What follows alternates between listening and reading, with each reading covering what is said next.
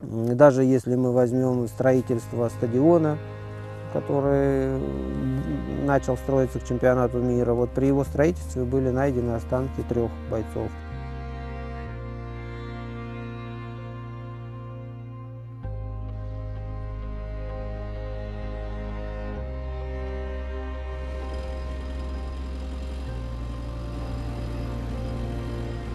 Прежде чем начать какое-то строительство в городе, обязательно проходит процедура обследования территории на наличие воинских захоронений.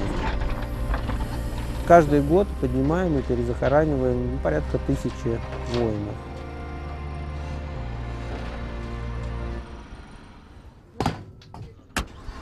Сейчас мы направляемся на линию обороны 36-й гвардейской стрелковой дивизии, которая принимала участие в обороне южных подступов Сталинграда.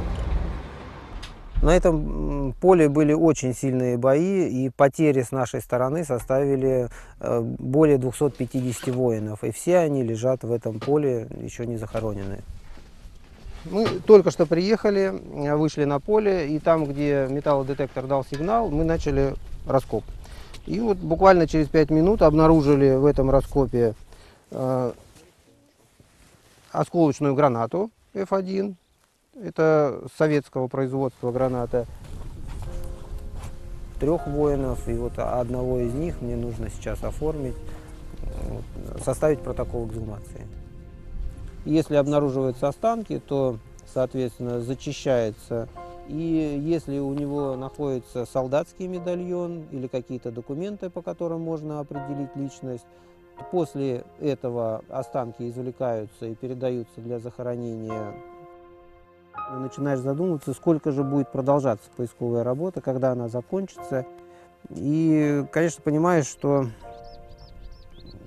эта работа, она не закончится, наверное, никогда. И теперь вот, какое-то количество воинов, которое было обнаружено, нашли свой последний. Теперь они лежат уже достойно, в достойном месте.